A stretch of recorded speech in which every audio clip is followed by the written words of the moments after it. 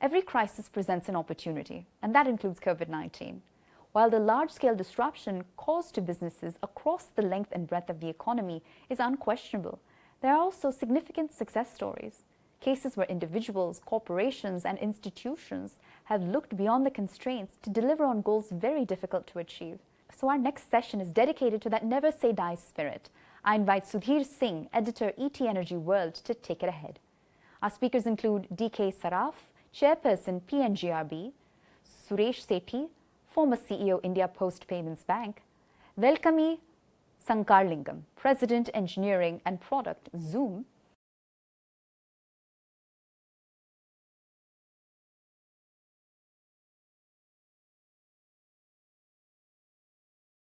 A very warm welcome on our platform today for Products and Engineering for Zoom.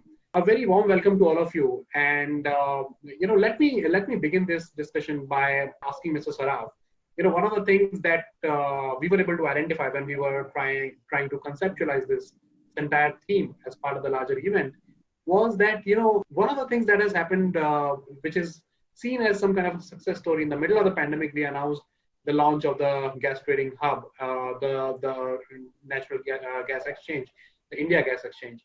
And you, as a person who has been part of the entire discussion of the launch right from the beginning, if you could set the context and the tone of this discussion by telling us what was the philosophy behind setting it up and how it has panned out so far. Thank you, Sudhir. And let me begin by saying that out of 15 globally most polluted cities, 14 are in India. This is as per WHO study of May 2018, and that considers particle 2.5 as the parameter. Going to the villages, still in Indian villages, biomass solid cakes and wood is still being used as cooking fuel. And the result is that domestic pollution level in villages households is very high, which impacts the health of children, the elderly people, and the women who have to stay for prolonged hours in the houses. Gas is a cleaner fuel compared with coal, petcoke, FO, and of course the wood, etc., which is being used in villages, and to an extent with respect to petrol and diesel also. Our Prime Minister, Mr. Modi, made a commitment in COP21 convention in Paris in November 2015 to reduce India's carbon emission intensity by 33% to 35% by the year 2030. So this is the context from the point of view of environment. And if we see cost-wise, because we, the Indians, are very cost conscious, and rightly so. Today, LNG, liquefied natural gas, is available, delivered to India West Coast as per Platts assessment at $2.50 per MMBTU. And if you compare the same thing with the import price of diesel and petrol delivered to India, even without any taxation, is $8 per MMBTU. So, which means diesel and petrol are 3 times higher than natural gas. If we talk of retail price in India, which is of course distorted by taxation and so many other things, CNG is, which is natural gas, CNG is 61% cheaper when we compare it with diesel, and 52% cheaper when we compare it with petrol in Delhi. If you just see an auto rickshaw wala, he can save rupees 9,000 per month if he converts his auto from diesel to CNG. And the cost of conversion is just 20,000 rupees. So the payback period is 2 months. And 9,000 rupees is not a small amount for an auto wala. It's almost or rather more than half a month salary of a worker in Delhi. So this is the context with respect to the cost parameter. Globally, if we see that what is the share of natural gas in the energy basket, it is 24%. In India, it is just 6%. In India itself, in the state of Gujarat, for example, it is 25%. They have started gasification of the economy much earlier. Environment was good for them, and they are having the benefit of cheaper fuel. Seeing all these things in the government has is encouraging conversion of fuel from different fuels to natural gas, and the 6% we want to increase to 15% by the year 2030. So this is, the context where we have to provide the infrastructure, the enabling market parameters to have more and more gas consumption in our economy. So basically, you are saying clean energy and the access of clean energy for a large part of the population. There was a need felt to bring a large part of the population within the net of clean energy access. That's one of the founding. That's one of the principles behind what really happened when we thought of boosting our natural gas abilities and the launch of the exchange. So the idea of including the left outs within the net of whether it is energy is the same thing for I think that's something that's very similar to what Mr. Sethi will talk about, I'm sure, in terms of financial inclusion and how the payments bank fits in. Let me turn to you, Mr. Sethi, and ask your experience and your understanding of what was the thought behind the India Post Payments Bank. What was the experience like when we set out to achieve the larger goals?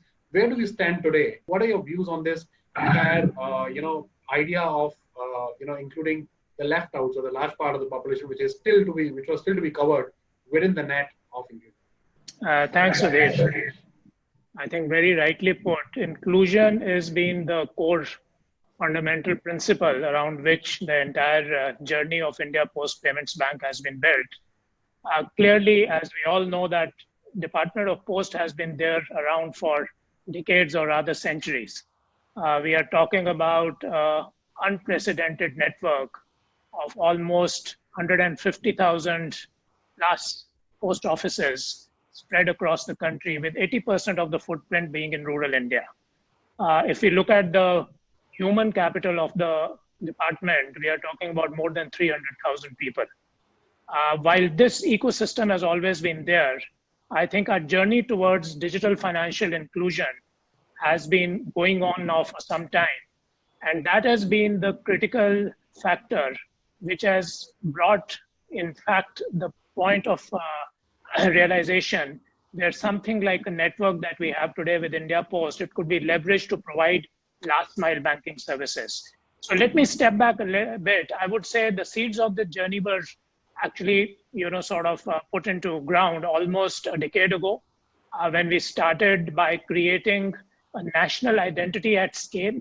So Aadhaar has been a very much a cornerstone of this entire equation. Then we built payment and settlement systems which are interoperable in nature, which have enhanced adoption. And therefore, what we see coming from the regulator, from the government, they have 80% of the adult Indian population holding a bank account. So each and every person today almost has a bank account in the country. Add to it the fact that we have an interoperable payment and settlement system. People can very easily transact and move money back and forth on a real-time online basis. So this has brought about the adoption of this ecosystem which has got created. Now, while these building blocks have come together, one of the challenges which has always remained is while we have a almost 80% population with a bank account, the question has been the ability to reach this infrastructure and operate these accounts. Now, when we look at the entire banking ecosystem, if we look at rural penetration, we are talking about hardly 50,000 bank branches.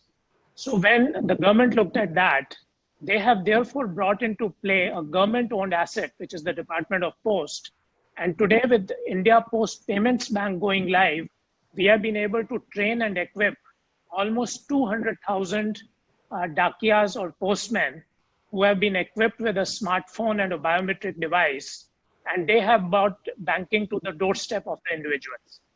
So where we were talking about an average distance of 10 kilometers to a branch, we have now been able to provide a complete suite of banking services right from onboarding of a customer to doing financial transactions in assisted mode, which are assisted by the Dakia, which can be done at the doorstep of an individual. Now, that is the sort of transformation which has come into play. Now, I will add into it, since we are talking about the challenges we are facing in the current context, and even otherwise the challenges which are being faced from an infrastructure point of view. India Post Payment Bank network, I would say, has become the fourth quadrant which ticks off the financial inclusion boxes. The first thing being the Aadhaar digital identity, the second being the interoperable payment and settlement systems, the third being the ability to get almost each and every individual to have a bank account in the ecosystem, and the fourth now being the access to be able to operate this account, which is brought together by India Post Payment Bank. India Post Payment Bank today has in payment system, they can access accounts with any bank. So in a manner of speaking, this network which has been pressed into play by the government of India today has the ability to provide a last mile infrastructure for any banking institution in the country. And what has really played out during the pandemic, when it was very critical that for kickstarting the economy, one side was to handle the supply side and the other was to handle the demand side. So the government has pressed into effect subsidy which has been given directly into the accounts of people so that they are able to sustain during this period. But the challenges were there. The people were not able to go to the bank branch to withdraw these funds which have come into their accounts. That is where India Post Payment Bank today has played a very stellar role, with the Dakia actually visiting the houses of the people and providing access to any bank account across the country. During the period of the pandemic, singularly as an institution, India Post Payment Bank has almost done 2 crore transactions and distributed more than 4,000 crores of cash to people at their doorstep. So I think that is where the entire journey, I would say, which started almost a decade ago, has come together and become a huge enabler at this point of time, especially for addressing the needs at the last mile for the people who were otherwise excluded out of the economy. Okay. No doubt that's a huge and a transformational success story there, and no doubt about it. And so you have talked about inclusion, you talked about the reach that already existed. It was only a matter of improving upon that infrastructure, setting up new infrastructure, and also we have talked about the factors which the 3 or 4 main factors which actually led to the clicking of this idea. Mr. Sankaralingam, you were very keenly listening to both these comments by both Mr. Sethi and Mr. Saraf. And the tech part of it, Mr. Sethi touched upon, and that brings me to you and ask you 2 things. First of all, what do you think? And if you could, begin by telling us what has been the Zoom's story so far. And although it's a household name now, and but still, we would like to understand from you, how do you look at the journey so far? And based on the comments made so far in terms of inclusion, reach, tech, and the factors that are boosting that growth, how do you look at this entire debate? Both these 2 things. I actually learned a lot listening to Mr. Dinesh and Mr. Suresh. So I wasn't actually aware about all the developments. So it's always good to be in a panel with experts. So I actually learn a lot more than what I talk anyway. So thank you to both of you. Zoom, until pre-COVID, I mean, Zoom was still a good brand, but it is mostly an enterprise brand. Okay, it is helping companies communicate, meeting internally, externally, etc. I think the Zoom had a few characteristics that were built in even before. One is ease of use. I think it is very easy to use. And ease of use is not just the UX. Ease of use works all the time, works really high performance, and very easy to access, etc. I think what happened is, as COVID took over, started affecting the world, people started realizing that there are a lot of work that could be done with like a frictionless video conferencing, like in place of being like face to face. And there were a lot of other applications like education. Schools started using it, and Zoom. I think the Zoom focus was always customers. And so the idea was, okay, why don't we give it free for all the schools, etc. Okay, so I think right now there are about 100,000 schools worldwide in 25 countries that are using Zoom service for free.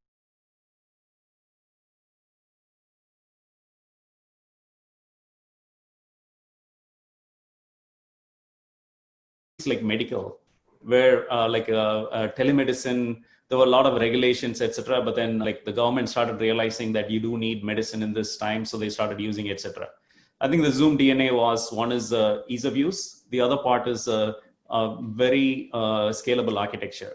So the usage, the run rate, what we ended at end of last year was like at to what we think the projected run rate is going to be about 20 times higher in terms of the usage.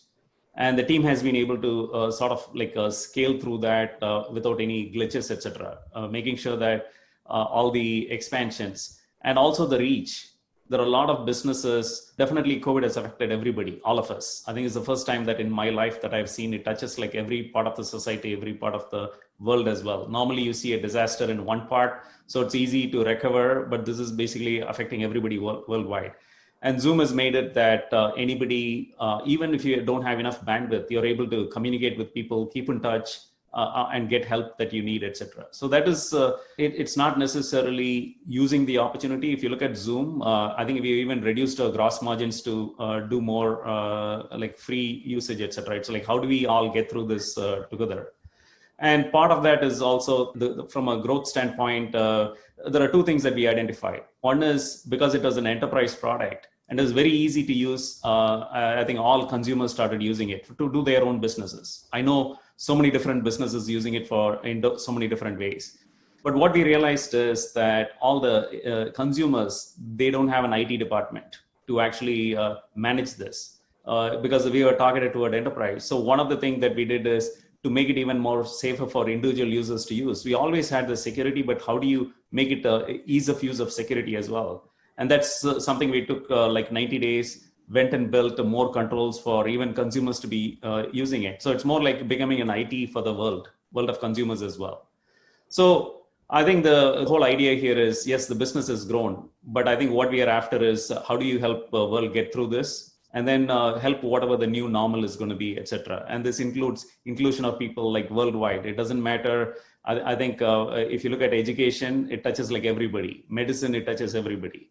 And even for the others, the Zoom always has as a free service for people to use as well. It's been a journey of, we learned a lot about ourselves as well as part of the journey. And one of the things now we are doing is, as we have scaled, now we need to, we have a really a world-class team, but now we are looking to expand the team. And I don't know if you might have seen that we are looking to expand in the US, but we are also looking to expand in India as well, building the team now. Okay. So you're basically saying ease of use, you use that term a lot. And that brings me to Mr. Saraf. When you're talking about ease of use for consumers, even for gas exchange, one of the main purpose that is getting fulfilled there is gas trading and how easily that can be done, right? Because that was not possible earlier. Now we have an electronic platform that is allowing that to happen. And in that entire process, we have a larger national goal, a larger national objective of, being able to reach, being able to provide gas to a larger population, particularly to rural far-flung areas getting fulfilled. So while it may look like, there is hardly any similarity between, an enterprise product like Zoom or, natural gas trading that is happening in this country, but then there is, at the level of business, there is that similarity. And that brings me to Mr. Saraf, and I want to ask you, we're talking about ease of consumption, we're talking about consumers here. First of all, why is it so important for India to look at increasing its consumption base for gas? You've partly answered that, but if you can go slightly into a bit of more of a detail on there. Secondly, do we have the necessary infrastructure that is required for it, right? It requires building a lot of gas pipeline infrastructure, for example. And I haven't even started talking about financial or the regulatory side of things here. But the physical infrastructure itself, right? That's a huge challenge. So on challenge side, if you can address that question also. Yeah, so I said that we would like to increase share of natural gas in our energy basket from 6% to 15%. So it's not a small task because you require huge infrastructure to be developed. And this infrastructure could be in terms of last mile connectivity, which is the city gas distribution. It could be natural gas pipelines. It could be the import terminals for LNG. I would tell what's our position and what we have been doing and what's the way forward in respect of each of them. let me talk of the last mile connectivity, which is city gas distribution, which is one of the most difficult elements to be achieved. And this city gas distribution, the term itself is misnomer because it's not the city. We are talking of villages, we are talking of the smaller towns also. And last 2 years, what we have done, the population coverage of so far as the CGD, city gas distribution area is concerned, it was just 17% of Indian population. Within last 2 years, we have increased it from 17% to 71%. So this is a huge change. 4 times, 17% was achieved in more than a decade, and in 2 years, with our concerted effort and with the help of the industry, we could increase it to 71%. In terms of number of areas which we have authorized till now, it has increased from 75 to 229, and the area, geographical area which has been covered, we have increased from 10% to 53% of total India's area. So these are the, what we have done during last 2 years. What it means and how it's going to translate into the number of consumers, etc., going forward, that's more important. Today we have only 56 lakh, means 5.6 million domestic gas connections, which is a very small number when you see the total number of Indian households. This would increase to, in next 6 years, it would increase from 5.6 million to 50 million. If you see in terms of number of CNG stations for the transport sector, today we have only 1,800, and within next 6 years it would increase to 10,000. And this is all due to the commitments which the industry has made to us during the 9th and 10th CGD bidding round. We have put more emphasis on creation of infrastructure in the last 2 rounds, and we had a business-friendly approach and business-like approach. Business-friendly approach because we are supported with business, and business-like approach that if they don't perform, they have to pay penalties also. So this is on CGD. Now we come to natural gas pipelines. We have just 17,000 kilometers of trunk lines, the big lines I'm talking, which is very small for the large country like India. Though we have this would increase to about 32,500 kilometers in next 3 to 4 years. And last 2 years itself, we have authorized more than 9,000 kilometers of pipeline.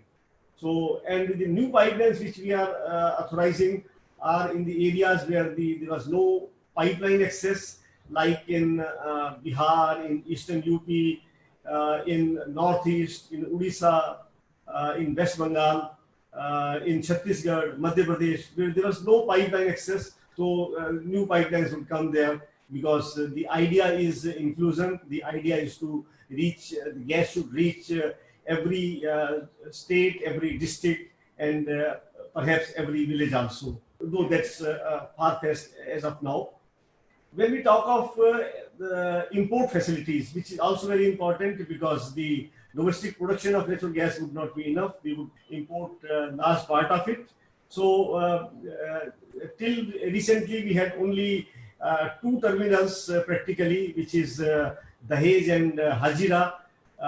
Kochi was there, but it was not getting utilized because pipeline was not there. So that pipeline is getting completed. So Kochi, Mundra in Gujarat, Ennore, Dhamra in Odisha, Jaigarh in Maharashtra, Chhara in Gujarat, Jafrabad in Gujarat, and so many more terminals are coming. So I think India would become, I don't say, the saturation level, but to a satisfaction level within next 5 years or so in terms of gas infrastructure. So, Mr. Zarat, you've talked about a lot of, so really huge numbers, right? And rightly so, because we are talking about including a large part of the population within the gas net. So I can understand that. But one of the crucial questions here is all these really huge targets that we have, right? For CGD, for example, or even for LNG terminals, that will require a lot of physical infrastructure to come up. To what extent do you think COVID can play a spoil sport there? To what extent do you think we can we can see or witness some disruption in that activity of building this entire infrastructure? So disruption has been there because of COVID. I can't deny that. But at the same time, our entities, the companies, they are quite proactive. They have been studying that how to restart the work after COVID, how to get the workers from the villages back to working. They have been approaching them individually. They have been sending transport facility to them in the interior villages. They have been successful also, maybe partly. So all those efforts, they are being made. And I have no doubt in assuming that they will be back to normal within next couple of months. So, but definitely we would have a setback of some months, maybe 2 quarters. So you talked about that challenge here, how COVID and its impact may have been a challenge. Mr. Sethi, I want to come to you here and ask you. So unlike this case, right, in the case of Payments Bank, COVID and the entire pandemic that has happened over the past 3-4 months, it may have only helped in the sense that it may have helped bring more and more people within the financial inclusion net. They would want to, more and more people would want to utilize the facilities available. But talking about challenges, after all, sort of what are the biggest challenges in this model, right? So purely from a point of view of managing the finances. So for example, we have really small size of saving bank account. We have, and an issue in terms of not being able to disburse loans, for example. How do you see things panning out going forward? And how do you think we should tackle these issues? So Sudhir, I would split the debate into two parts. Okay. Because one is to look at the profitability of a business model. What you are alluding to is the limitations or the framework within which a payment bank today has been defined. And the second is the factor that today, as I spoke about earlier, that we have an ecosystem play, where naturally as a country, we are focused on financial inclusion. We have taken various measures to enable people, and digital has been at the center of it. One of the plays over here is there's the infrastructure. Because while everybody had an account as part of the Jan Dhan Yojana and subsequently, the big challenge remains looking at the geographic diversity of our country. There are still challenges in terms of number of bank branches serving people. So you're talking about one bank branch probably serves multiple villages, 13 to 20 villages, because you're talking 650,000 villages. So when you are looking at those sort of distances and how do you overcome them, and especially at times like these when physical movement is also restricted, you look at the investment that has happened in creating a national infrastructure. So when you look at the revenue models appended to it, it is not just about what today a payment bank can generate as a business model or a business revenue, because there you'll be talking about, first of all, acquiring your own, discussion, which I always do. I don't want to leave it just to say what the payment bank can make within the guardrails of the payment bank guidelines. But I would also over here say for an institution like India Post Payment Bank, which is government infrastructure being pressed in to service the entire banking industry, what can be made over there as a sustainable bank model, which serves the entire industry over there. Okay. Now, that's a very fair point, and I completely agree with you there. It's one thing to look at the limitations of the model itself, but then it's an entirely different thing to look at the entire ecosystem and what are the best things, what are the best practices being followed which we can leverage. That's a very important point. Mr. Sankaralingam, let me ask you. We have had these two cases where both of them have discussed the challenges and how they are being overcome. What about Zoom? It's a household name now. It's very popular. But I'm sure there are issues, right? So of late, there has been a lot of discussion and debate surrounding safety security aspect of Zoom. How do you respond to that, first of all? And secondly, the other issue, of course, remains in terms of, so what happens when the COVID crisis is over? You have gained a lot of traction in the past few months, but then how would you devise a strategy to keep on, gaining from the traction, even in, let's say, over the next 6 months to a year, hopefully, if when COVID, kind of dissipates? What happens then? Is there a strategy you're working on? What are your thoughts? Sudhir, first, like all of us want the COVID crisis to be over. Okay, so it doesn't matter what happens to business or anything. I think all of us want all of this to be behind. In terms of the challenges that you talked about, I think I mentioned briefly before that Zoom was meant to be an enterprise product, and we gave it away free for all the consumers through COVID, just to make people connect with each other and enable all the businesses like education, everything. We felt like that's the right thing for us to do. And what that also meant is that, which we realized that they didn't have an administrative team, like a IT department to manage. So I think what we have now done is we have taken the time to build all these controls for consumers to use as well. So now you can set a passcode per meeting. Even that was all available before, but it is much easier for people to use, to have a waiting room or a passcode. So you can actually filter who comes into your meetings. And also things like you can actually lock a meeting.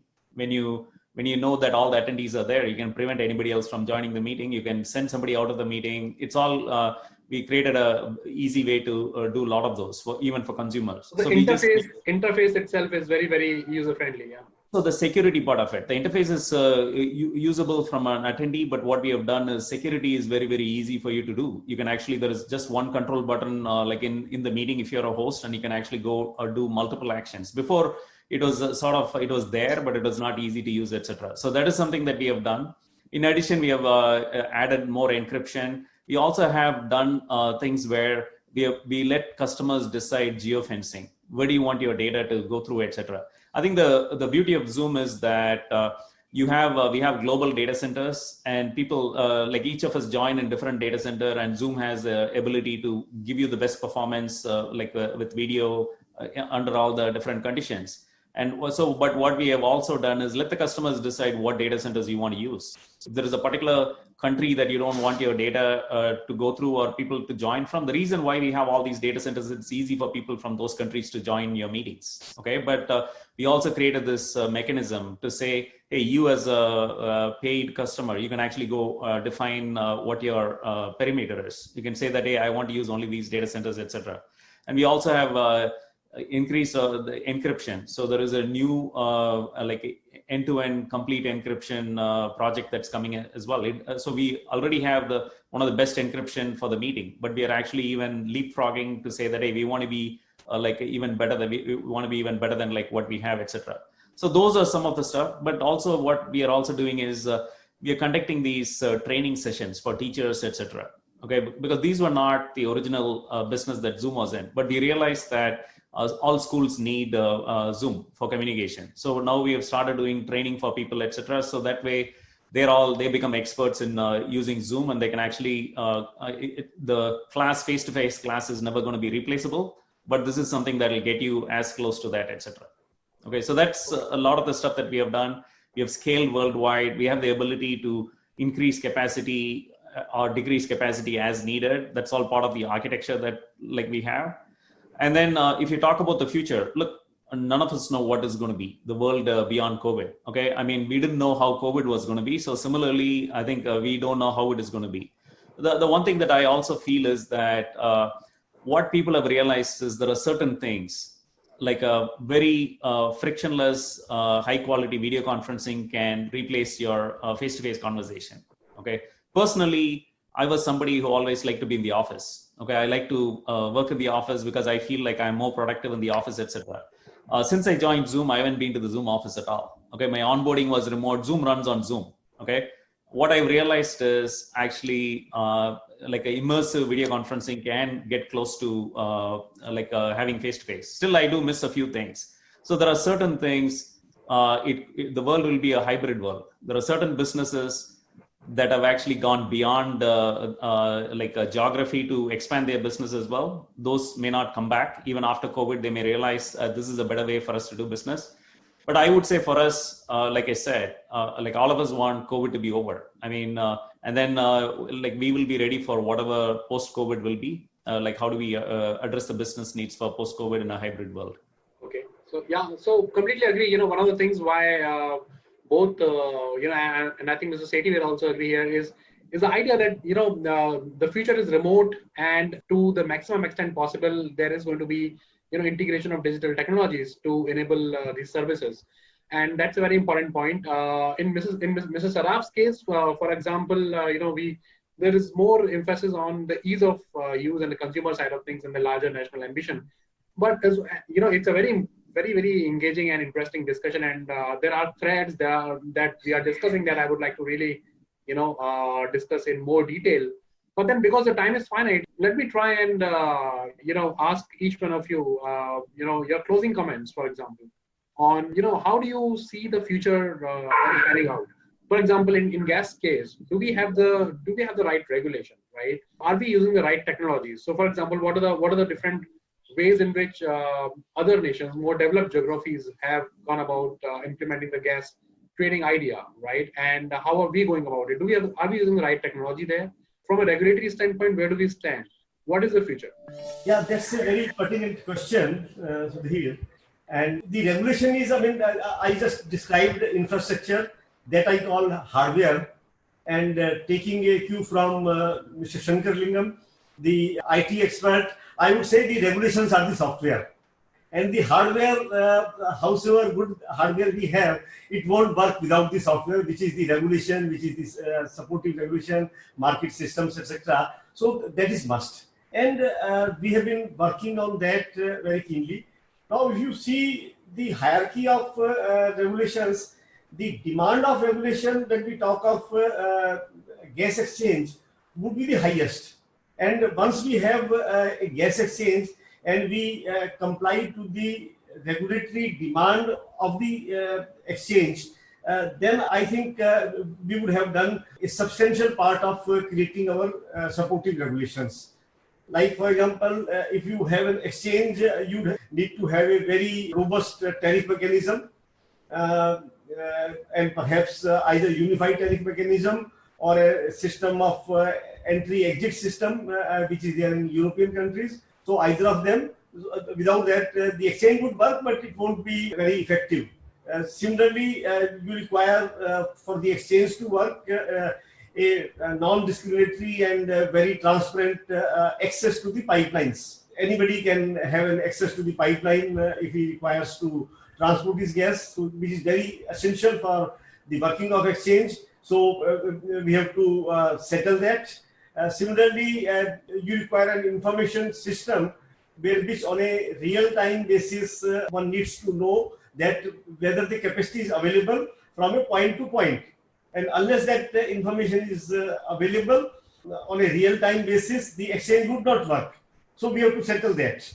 So we have taken the toughest job, like we have taken the toughest job of city gas distribution, the last mile connectivity. Here also we have taken the toughest job, which is the exchange and the regulatory demand of exchange. And once we achieve that, I think we would have done at least 75% of the requirement of supportive regulation and the market systems. So this is we are on the job. Now to tell that where we are in terms of our work, we have made the draft regulations. We have hosted that for stakeholders' comments, which would be available mid of August, and we start receiving the applications for the exchange in the month of September, and we expect that the first exchange we will be able to authorize for functioning within the month of November. So that's and the supportive regulation also we would be aligning that with the authorization of the exchange, so that when the exchange comes, the supportive regulation is already there. So that's our plan. Okay, Mr. Sethi, your closing comments on that's a very broad topic. The future of what we are talking about, financial inclusion. Are we looking at universal financial inclusion? What more is needed from regulatory standpoint as we go about tackling the challenges that you talked about? So I think primarily, if you see, Sudhir, with the pandemic as we see it, supply chains have got disrupted. So to a large extent, when we look around, there is the physical side of movement of goods, and then there's the payment side to it. So I think this is going to be a very critical part because on one side we have a workforce which is largely informal workforce. So 80% of Indian workforce is informal, and that is the driving engine of the economy.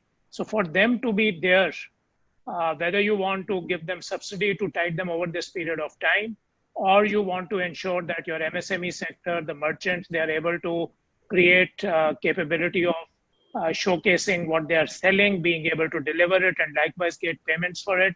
I think inclusion is today going to play a three, not just for an individual to become part of a formal financial economy.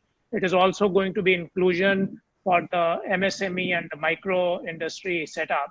And digital payments are going to become completely interlinked with the physical supply chain. So as we talk about it, it's like ambient payments.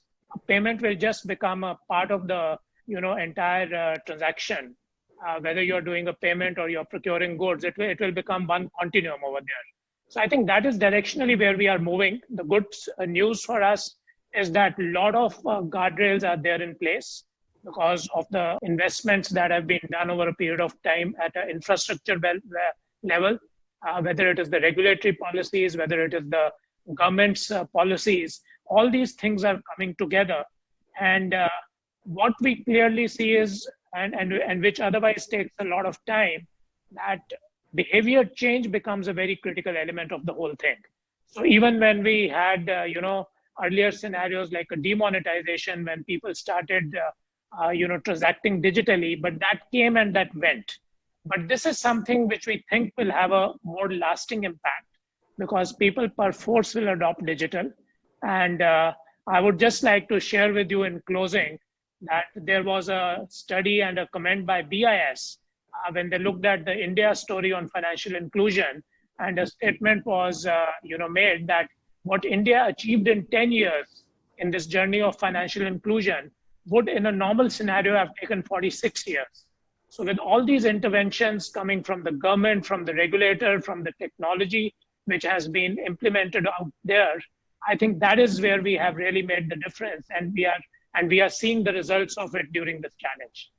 Okay, that's a very important thing to say, and particularly for the kind of context that India has, if you can enable a large part of a population to come within the financial inclusion net in such a short period of time, that's a lot of transformation. That's a lot of good change happening on the ground, and which is one of the reasons why we thought the India Post Payments Bank story is a right fit for this discussion. But let me ask you, Mr. Sankaralingam, your closing comments on going forward. Where do you think the future of Zoom lies? And that brings me to the point of asking you which will be some of the biggest challenges for Zoom to tackle over the next, let's say, a year or 2 year time frame. And how do you see on the technology side things panning? Let me just thank Mr. Dinesh and Suresh as well. I think I learned a lot about the gas distribution in India and the payment distribution in India. I think it's good to have experts there. So I learned a lot as well. So thank you. I think on the Zoom side, look, we don't know, like I said, we don't know what the future is, but I think we are ready we believe it's going to be a hybrid. There are certain changes that have been, because of COVID, whatever happened, certain changes may not come back. People may like the changes and they may say that, do you want to wait in the doctor's office for like half the day to meet the doctor, or you just want to have a appointment over Zoom and then meet the doctor? There are a lot of those cases. And then do you want your business to be limited to your physical space, or do you want the business to be, but there are certain things that will come back to close to normal as well. But whatever it is, I think we are ready. So the company's motto is we want to keep our customers happy. This comes all the way from founder CEO Eric. Okay, I think the goal is how do you make everybody happy? Whether it's a paid customer or non-paid customer, it doesn't matter. We consider everybody as a customer. So in terms of going forward, I think the way we look at it is, I think the new future is going to be a hybrid of what it was before and what it is going to be. And we'll all be ready. I think if you look at the Zoom challenges is, look, we have been able to scale to the needs. Like I said, we went from I think the last year run rate was about 100 billion minutes. And then based on the projections we have, we're going to hit about 2 trillion minutes like of usage this year. Okay, this is like 20x growth, and which was done like within a 3-month period, etc.